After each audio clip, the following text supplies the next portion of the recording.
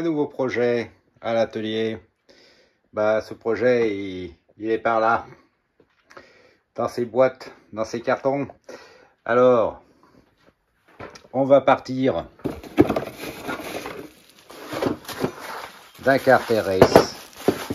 Déjà, ça vous pose l'affaire. Alors, un client m'a demandé un moteur un petit peu spécial avec donc un stage 39.5 finition race avec un moteur, un cylindre revu et préparé. Donc ça a été fait.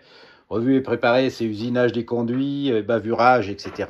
Donc un truc qui reprend le 39.5 mais qui est un petit peu plus, j'allais dire, élaboré en termes de finition. Cylindre peint, bon, pas de problème. Avec un kit culasse haute compression, donc pas de souci non plus. Un gicleur variable, un carburateur perf, un pot race et un galet surmultiplié de 40. Donc voilà, tout ça c'est le cahier des charges. Alors au départ il n'y avait pas de carter race, mais le carter d'origine était bien abîmé, bien oxydé on va dire. Et donc j'avais signalé au client que je pouvais pas faire cette préparation sur ce type de moteur parce que ça allait casser. C'était à l'avenant, vous voyez là il y a une grosse cassure au niveau de la cloche de galet et le reste du carter était un peu préparé, c'est-à-dire bien affiné. Et bien sûr avec les vibrations et tout, ça allait au bout d'un moment se fendre et on allait arriver à un résultat très moyen par rapport à l'investissement de départ. Donc le client a décidé de partir sur un carter race, donc on va partir sur un carter race, et c'est donc à partir de cette base qu'on va monter ce petit moteur, et ce que je vous suggère, ce que je vous propose plutôt, c'est de m'accompagner sur le remontage de ce moteur étape par étape jusqu'à bien sûr son premier cri et sa mise au point sur le banc d'essai. Mise au point et premier cri que j'espère réaliser assez rapidement. Voilà. Alors toutes les pièces sont là. Les pièces de l'ancien moteur ont été nettoyées. Certaines pièces ont été prises d'occasion, comme le support galet. Tout est normalement prêt. Ici, on a le cylindre qui est peint. Me manque la culasse que je vais aller chercher. Et puis le galet est ici en 40. Bref, normalement j'ai tout sous la main pour remonter ce moteur.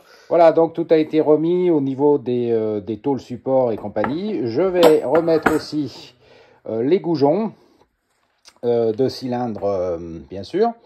Et puis voilà, j'ai également mis les ressorts. Alors les ressorts, c'est très facile, que ce soit les ressorts de béquilles ou tout ça, de les mettre avec ce tire-ressort là. Qui est dispo à la boutique de l'atelier de la vigne. C'est vraiment impeccable pour faire tout ça. Bon, en attendant, je vais remettre les goujons ici. Et puis, on va le passer sur le pied d'atelier pour pouvoir terminer le reste. Il y a encore de quoi faire. Alors, on met les goujons. Alors, je vous ai peaufiné des goujons perf, en fait. Alors, ce sont des goujons avec une petite empreinte là. Alors, vous mettez du sel roulement sur le filetage et hop, vous les vissez. C'est facile, c'est pratique et ça marche bien. Voilà, vous le vissez bien à fond et vous avez un goujon qui est mis sans problème. Pareil, vous mettez de l'autre côté, vous enduisez de sel roulement et vous vissez tout ça. Ça vous fait des goujons faciles à mettre et à changer. Donc n'hésitez pas, ils sont disponibles à la boutique de l'atelier. Alors sur le pied d'atelier, on va remonter le bloc galet. Alors on va monter donc un galet métallique. Alors les galets métalliques, c'est une spécialité, vous savez, de l'atelier de la vigne, disponible pour les 1700, 2002, 3003 et aussi pour les 3008. Alors sur les 3008, on avait fait une petite série, puis on a fait des tests de vente. Il apparaît que les deux modèles les plus vendus sont le diamètre 40, qui permet une surmultiplication en fait, hein, c'est ce qu'il y a sur les microns par exemple. Ça permet de mieux monter les côtes, moins pédaler. Et puis l'autre modèle qui s'est bien vendu, c'est le modèle 42, c'est-à-dire identique en fait au modèle d'origine. Alors, comme on arrive à la fin de la première série, eh bien, je vais relancer bien sûr, une seconde série de ces galets, mais uniquement dans ces deux tailles, puisqu'on voit à présent que c'est ce que vous avez plébiscité. Donc, à partir de là, eh bien, vous le savez, hein, il y a une vidéo qui montre tout ça. On va monter le galet métal sur la flasque à l'identique d'un galet Corindon. Je fais ça et ensuite je l'installe sur le carter. Alors, à l'heure où va apparaître la vidéo, je vais publier la vidéo, les galets de 3008, soit en 42, soit en 40, sont en précommande sur la boutique. Ça arrive, j'allais dire, sous un mois et demi.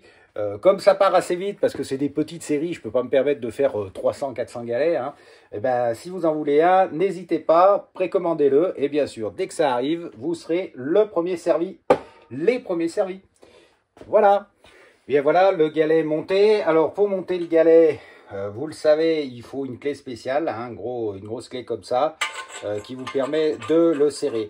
Alors, cette clé, elle est dispo à la boutique de l'atelier de la vigne. Elle vous est indispensable pour démonter, bien sûr, l'écrou du galet. Elle est indispensable aussi après pour centrer votre embrayage, on le verra. Et puis, si vous avez un des Solex avec les écrous de pédalier, si vous voulez les démonter un jour, ces écrous de pédalier, eh bien, c'est aussi le même pas. Et dans ce cas-là, eh bien, vous avez un outil qui fait 3 fonctions, ce qui est pas mal. On va installer le bloc galet sur le vilebrequin et on va installer bien sûr l'embrayage et serrer tout ça, voir si ça tourne. C'est le moment un petit peu crucial lorsqu'on remonte un moteur de Solex, quel que soit le type. L'outil indispensable à ce moment-là, c'est bien sûr la pige qui vous permet de bloquer le vilebrequin pour ensuite aller serrer les écrous d'embrayage à l'arrière. Il y a aussi un petit produit là dont je voulais vous parler, ce sont les rondelles. Alors, si vous démontez un moteur de Solex, vous avez 3 types de rondelles. Il y a la rondelle là qui est derrière, tout de suite derrière l'écrou de l'embrayage du galet et qui est donc à changer parce qu'elle s'use. Après, vous avez une petite rondelle ici qui se met tout de suite avant l'embrayage qui elle aussi s'use. Je ne sais pas si vous allez bien voir à l'écran. Mais vous voyez, là, elle est usinée. Donc, on peut la changer. Et puis, vous avez la rondelle également de Manton qui peut se changer. Alors, on vous propose une pochette avec ces différentes rondelles hein, qu'on a refait à l'atelier et qui vous permettent de remonter votre Solex dans les règles de l'art. Alors, pourquoi c'est important? Ben, parce que, justement, ça s'use et ça prend du jeu. Et au bout d'un moment, ben, vous avez un jeu latéral, là, par exemple, du tambour de flasque, du tambour d'embrayage. Il doit y en avoir un petit peu, parce que le jeu, vous le savez, c'est l'âme de la mécanique, mais ça ne doit pas brinque-bialer de trop. Donc à partir de là, il faut quelquefois recaler correctement le moteur. Quelquefois, il faut même mettre 2 rondelles pour pas que ça bouge. C'est normal. À l'époque même, il y a des moteurs neufs que je démonte, ils ont plusieurs rondelles. Donc ça, c'est pas le souci. C'était pour... c'est des rondelles d'ajustement. Hein, le jeu, lorsqu'on refait un ensemble, c'est jamais très très précis. Et ces rondelles, justement, permettent de recaler tout ça. Donc n'hésitez pas à les prendre, n'hésitez pas à les mettre. Ça vous permet d'avoir eh bien, un bon montage de l'ensemble de votre vilebrequin, de votre ensemble vilebrequin. Voilà. Je pense que c'est important à dire. Comme ça n'existait pas avant, eh bien, on faisait comme on pouvait. On récupérait des anciennes rondelles sur des vieux moteurs. Mais comme à présent, c'est dispo à la boutique, eh ben, vous n'hésitez pas à pouvoir changer tout ça. Quand c'est neuf, c'est pas plus mal. Bon, une fois que c'est fait, eh ben, il faut serrer cet écrou au fond fortement. Alors, 2 solutions. Hein. Il y a la solution de la petite clé Buzzetti là, que je vends à la boutique de l'atelier de la vigne, qui vous permet de faire le job dans la plupart des cas. Si votre moteur est vraiment très rouillé, très bloqué, alors c'est vrai que même si c'est un produit Buzzetti, et bien si c'est très très très bloqué, la clé qui est faite en tôle peut arriver à se valiser, à s'user. Ça, c'est exact. Alors je vous dis, dans 80% des cas, ça marche. Hein. Et puis il y a 20% des cas où le moteur est récalcitrant, comme je dis. Et dans ce cas-là, eh bien, il faut passer aux choses plus sérieuses. Alors, je commercialise ça. C'est une clé Facom qui vous permet donc de visser ce type d'écrou. Bien sûr, il n'y a aucune commune mesure entre le prix de la clé Buzzetti standard qui ferait à peu près tous les moteurs et une clé Facom. Hein. Mais bon, si vous faites beaucoup de moteurs, eh bien, c'est un investissement qui peut être valable. Donc voilà, si vous le voulez, c'est dispo à la boutique. L'autre avantage pour les puristes, c'est que vous pouvez mettre une clé dynamométrique là, et donc vous pouvez serrer pile poil au bon couple les roulements de votre embrayage. C'est toujours ça si vous êtes vraiment puriste dans ce genre de choses, parce qu'autrement avec les autres clés, vous ne pouvez pas coller une clé dynamométrique en bout. Et là on va mettre le deuxième écrou. Et le deuxième écrou, eh ben, on a besoin de l'outil de centrage. Alors j'utilise le mien, mais celui que vous avez à la boutique, c'est exactement la même chose. Et là, on vérifie si tout coulisse librement. Oui, c'est un peu serré, c'est normal, tout est neuf. Il faut que ça prenne sa place. Et là, on regarde aussi si le galet tourne librement.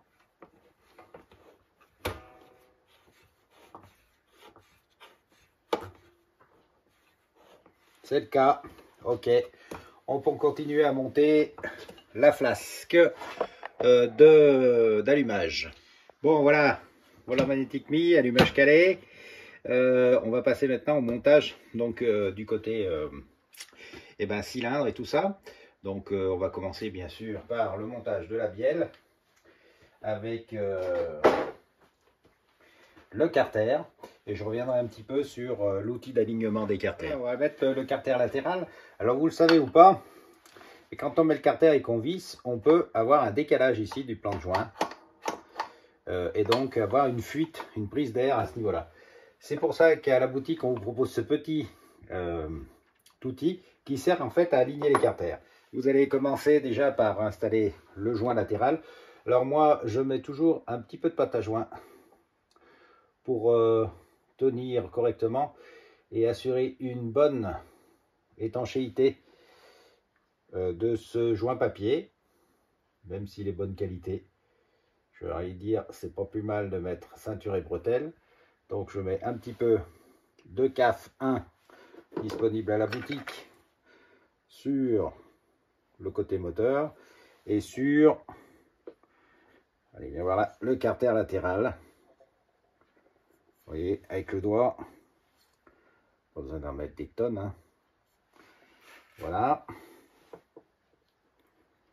Une fois que c'est fait, je prends mon joint,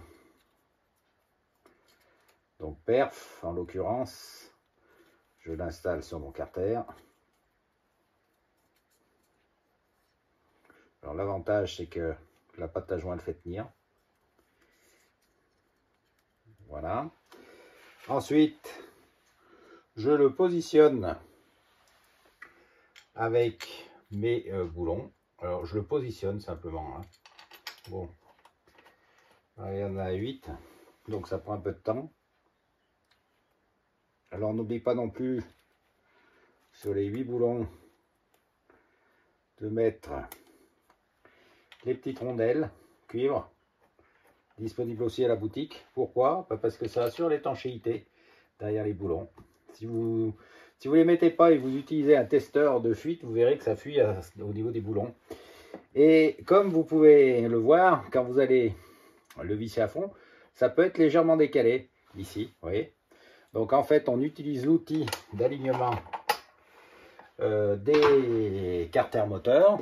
On le positionne comme ceci et on met les boulons et on les serre comme si vous serriez votre cylindre en fait. On serre les boulons, moi je les serre rapidement à la machine. En croix. Hein.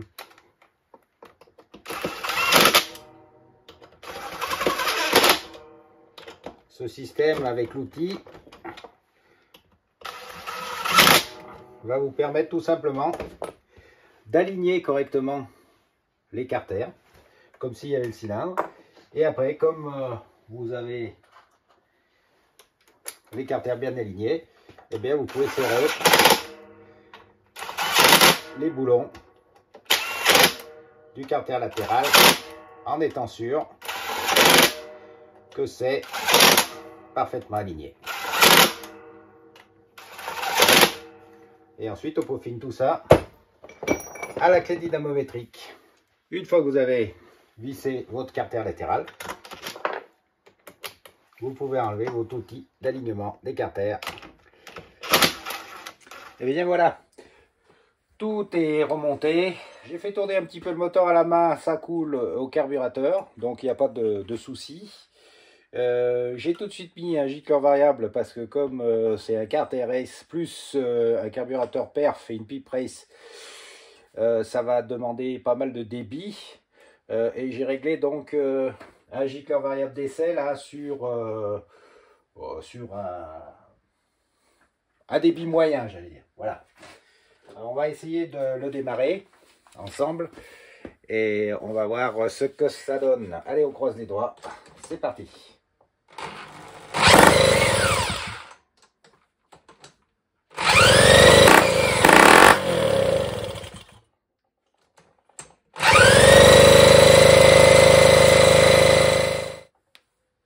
Je l'ai noyé.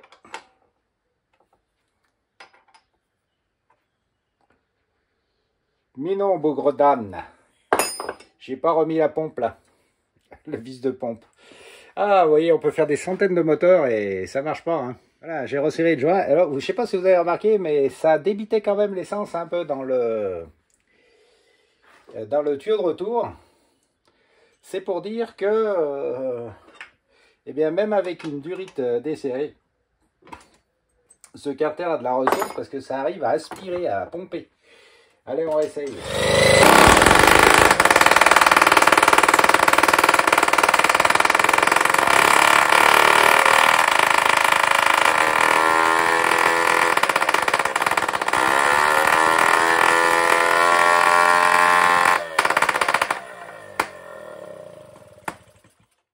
ben voilà, vous voyez, quand on resserre la durite, ça marche beaucoup mieux parce que y a moins d'air hein, qui est aspiré en même temps que l'essence. Et puis je vais le monter sur le mulet et on va bien sûr faire comme d'habitude les 40 minutes à feu doux et les 40 minutes à feu un peu plus vif pour voir comment ça tourne.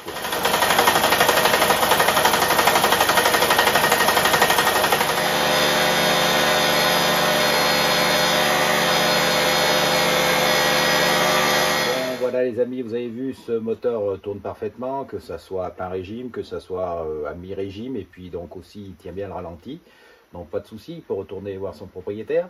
Je vous rappelle les caractéristiques donc demandées par son propriétaire. C'était au départ un 39.5, finition perf améliorée, vous savez, avec on arrondit, on polit, c'est un petit peu mieux fini que le 39.5 normal. On lui mettait également une pipe et un carburateur, une pipe race et un carburateur perf, et également une culasse haute compression pour 3008.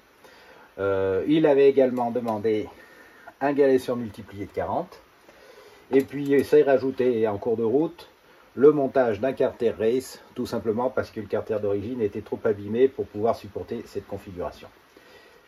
Je vais lui conseiller aussi de mettre un renfort de volant magnétique parce qu'il tourne quand même assez fort. Voilà, si cette vidéo vous a plu, n'hésitez pas à en voir d'autres sur la chaîne. Je crois qu'il y a plus de 200 vidéos disponibles sur la chaîne de l'atelier, donc vous pouvez aisément passer du temps sur la chaîne à visionner tout ça.